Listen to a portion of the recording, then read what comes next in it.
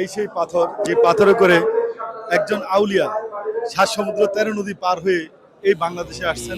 আল্লাহর বাংলাদেশ, এই শহীদ গাজীর বাংলাদেশ, রহম করুন আল্লাহ, রহম করুন। এই যে কিস্তি পাথর, হযরত শাহ মোহসেন আউলিয়ার এই পাথরে বাহন কিস্তি বানিয়ে সুদূর আরব থেকে সাগর পথে এখানে আগমন করেন।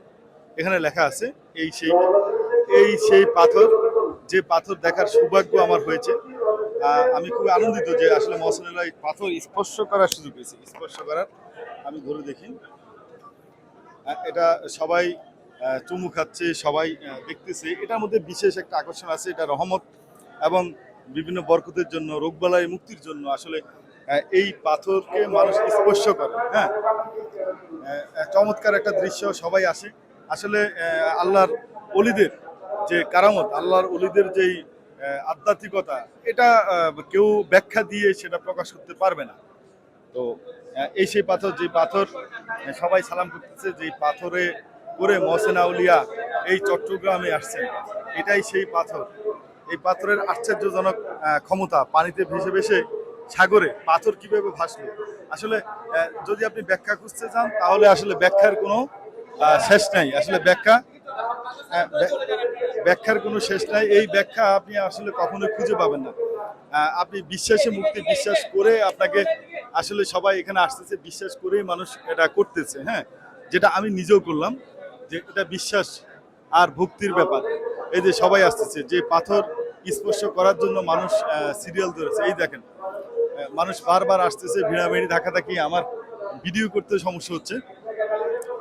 এই সেই পাথর দেখেন, হাজার হাজার দর্শক এইখানে এই মাজারে আজকে উরুসের দিন, যে হাজার হাজার মানুষ সবাই জিয়ারত করার পরে এই পাথরকে স্পর্শ করার জন্যই আসতেছে। চারিপাশে মানুষ। এই যে মাজার, আমি একটু আপনাদেরকে আবার দেখাই। এই মাজার মোহসেনের রহমতুল্লাহর মাজার,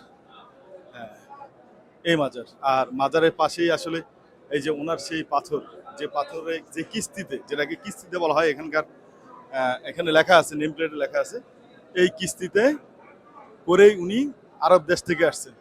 এই সেই পাথর দেখেন, ভিন্ন ভিন্ন মানুষ আসলে এই মোহসেন আউলিয়ার মাজারে কিন্তু সব ধর্মের লোকেরাই আসেন, যে বিভিন্ন ধর্মের লোকেরা আসেন এবং জিয়ারত করার পরে সবারই একটা আকর্ষণের জায়গা, যে এই পাথর দেখা এবং এই পাথরে এসে একটু চুমু খাওয়া, স্পর্শ করা। আর আসলে বিশ্বাস আর ভক্তির কারণে মানুষ এটা করে, এবং প্রত্যেক ধর্মের লোকেরা আসে, প্রত্যেক ধর্মের। এখানে শুধু মুসলিমরা আসে তা নয়, এখানে বিভিন্ন ধর্মের লোকেরা আসে। আপনি কতদিন ধরে এই মাজারে আসেন? আসসালামু আলাইকুম। আমি তো আমার বয়সে প্রত্যেক বছর আমি আসি আর কি মসজিদে, এই মাজারে। এই পাথর করছে, এটা দিয়ে পয়সা আমাদের বাজার কেবলা আসছে, এটা দিয়া, সেই জন্য এটাকে আমরা সবসময় আসি, চুমাখাই, সম্মান করি, মনটা হালকা হয়ে যায় এটার কারণে। জি, চমৎকার। আসলে এই পাথর সবাই স্পর্শ করতে যাচ্ছে। এই যে দেখেন, ধাক্কা ধাক্কি লেগে গেছে। আপনি এই পাথরে স্পর্শ করতে কেন যাচ্ছেন? মানে এমনি? আচ্ছা, এখানে সবাই পাথর স্পর্শ আপনি করবেন, পাথর স্পর্শ করবেন, কোনো উদ্দেশ্য আছে? কি উদ্দেশ্য আছে? বিশ্বাসে পাথরে স্পর্শ করবো। স্পর্শ করলে মানে কি হবে? আপনার মনের কি কোনো আশা আছে নাকি? কোনো আশা নাই, এমনিতেই মানে এই জায়গায় আসছেন, পাথরে ভেসে আসছে, সেই পাথর স্পর্শ করবেন। আসলে দেখেন, এই যে ভিন্ন ধর্মের এক বোন আসছে, বললাম না, এখানে ধর্ম বর্ণ শেষে মানে অসংখ্য লোক আসেন। এই যে হিন্দু ধর্মের লোকেরা আসেন, অন্য ধর্মের লোকেরা আসেন, সবাই আইসা এটা স্পর্শ করার জন্য, এই যে একটু স্পর্শ করবেন সেই আশা নিয়ে সামনে আসেন। হ্যাঁ, কেউ কেউ সালাম করতেছেন, এই যে সালাম করতেছেন, সবাই সালাম করতেছেন। আচ্ছা ভাইজান, আপনি মনে হয় মাজারের, আপনি কি এখানকার লোক? এখানকার লোক। আচ্ছা, সব ধর্মের লোকেরাই তো এখানে আসে নাকি? সবাই মানে সবাইকে সালাম করে চলে যাওয়ার জন্য রিকোয়েস্ট করা হচ্ছে, কারণ জ্যাম লেগে যাচ্ছে, মানুষের ভিড় লেগে যাচ্ছে, অনেক মানুষ। কি নিয়োগ করছেন আপনি? আমি আল্লাহর রহমতে যে কাজ শিখতেছি সেই কাজ যেন আল্লাহর রহমতে ভালো হয়। তাই মনের আশা পূরণের জন্য। জি। ভাইজান, এই পাথর স্পর্শ করলেন, কেমন লাগলো? কেমন লাগলো? ভালো লাগলো। মানে কোনো উদ্দেশ্য আছে? উদ্দেশ্য মানে জিয়ারতের উদ্দেশ্যে আসি আর কি, প্রত্যেক বছর এই জিয়ারতের উদ্দেশ্যে আসি। আচ্ছা, এই পাথর সম্পর্কে কিছু আপনি জানেন? এই পাথর সম্পর্কে অবশ্যই জানি, মানে এই পাথর দিয়ে বঙ্গোপসাগর দিয়ে মানে বাবা শাহ মুসিন আউলিয়া এখানে আছে আর কি। এখানে আসছেন, চমৎকার। এই পাথরকে আসলে স্পর্শ করার জন্য মানুষের ভিড় লেগেই আছে। এই যে সবাই জিয়ারত করে আবার এই পাথর ধরে। এই পাথরের চমৎকার শক্তি, আধ্যাত্মিক শক্তি। আসলে পীর আউলিয়া যখন আসছেন, মহসিন আউলিয়া যখন আসছেন, এই পাথরে ভেসে ভেসে আসছেন। এটা কোনো সায়েন্স এই ব্যাখ্যা দিতে পারবে না আসলে পাথর কিভাবে ভেসে আসলো। এটার ব্যাখ্যাও হয় না আসলে। কিছু জিনিসের ব্যাখ্যা হয় না। আমি প্রথমেই বলছি যে কোনো সায়েন্স দিয়ে আপনি এটাকে গবেষণা, কোনো বিজ্ঞান দিয়ে আপনি গবেষণা করে এটার কোনো সুরা পাবেন না। হ্যাঁ, সবাই আসতেছে, এই যে সবাই সবাই এসে চুমু খাচ্ছে, হ্যাঁ, কেউ ফুল দিচ্ছে। একজনের এক মনের আশা, মানে সবাই বিভিন্ন লোক বিভিন্ন মনের আশা নিয়ত মানত করে এখানে আসতেছে। আমরা কিন্তু মসলের উরুসের দিন ওনার মাজারের সামনে দাঁড়িয়ে আছি, মাজারের ভিতরে সরি, যেখানে এই যে হ্যাঁ মাজারটা ভিতরে, এই যে দেওয়ালের ভিতরে মাজারটা, আর সামনে এটাকে বক্স করে রাখা হয়েছে আসলে যেন মানুষ বারবার স্পর্শ করতে না পারে, কারণ বারবার স্পর্শ করলে এটার কোনো ধরনের হয়তো প্রবলেম হইতে পারে। তো সবাই এই যে আসতেছে, ভাই বেড়াদার দেখেন, ভালো লাগতেছে, সবাই আসছে, সবাই হ্যাঁ এই কেউ কেউ চুমু খাচ্ছে। আমি একটু আবার দেখাই আপনাদেরকে। মানে আমি আসলে মানে এত পরিমাণ মানুষ আর এত পরিমাণ মানুষের ভিড়ের ভিতরে দাঁড়ায় আছি, তো আসলে কি বলবো, যে আমি শুধু দেখতেছি যে আমিও করছি। তো এই সেই পাথরের সামনে একে একে মানুষ আসতেছে। যদি এখন রাত অনেক হয়েছে, তারপরে দেখেন মানুষের কিন্তু জটলা লেগেই আছে। লাখ লাখ মানুষ এখানে আসেন, জিয়ারত করেন এবং পাথরকে একটু স্পর্শ করার। এই যে ভাইয়েরা যাচ্ছেন।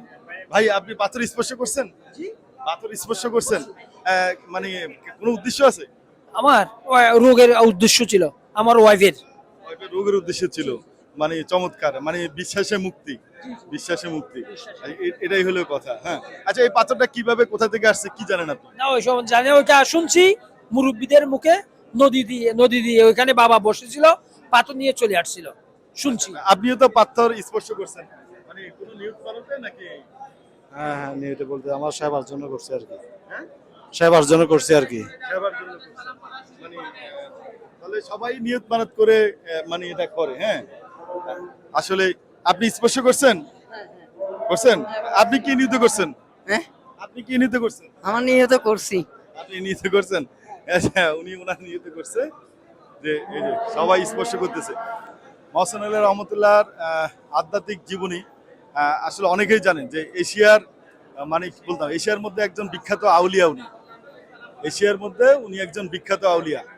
তো এই আউলিয়া সম্পর্কে সারা বাংলাদেশের মানুষে কম বেশি জানেন। আজকে ওনার উরুসের দিন, আজকে ওনার উরুস।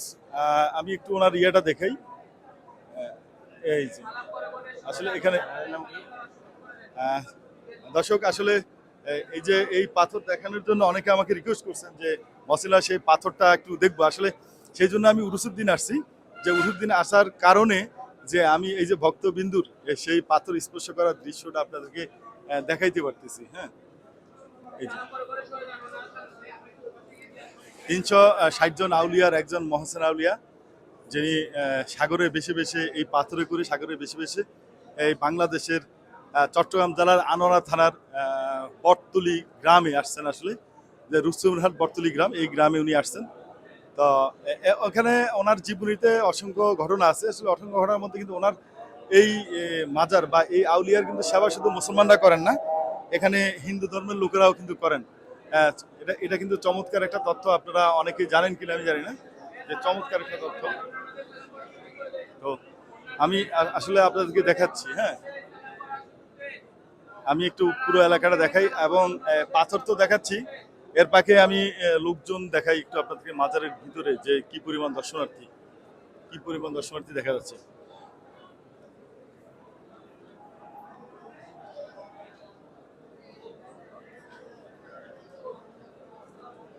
দর্শক, ভালো থাকবেন, সুস্থ থাকবেন, ইমানের সাথে থাকবেন। যাওয়ার বেলা সেই কমন কথা বলেই আপনাদের কাছ থেকে বিদায় দিচ্ছি, যে আপনার ইমানের দায়িত্ব আপনার ইমানের হেফাজত আপনাকেই করতে হবে। তো যারা মহসিন আউলিয়া রহমতুল্লাহর এই পাথর দেখতে চাইছেন এবং দর্শনার্থীরা কি করে সেটা সেটাও দেখালাম এবং এই পাথর সম্পর্কে আপনাদেরকে জানার চেষ্টা করলাম। আজকে এই পর্যন্তই। আসসালামু আলাইকুম।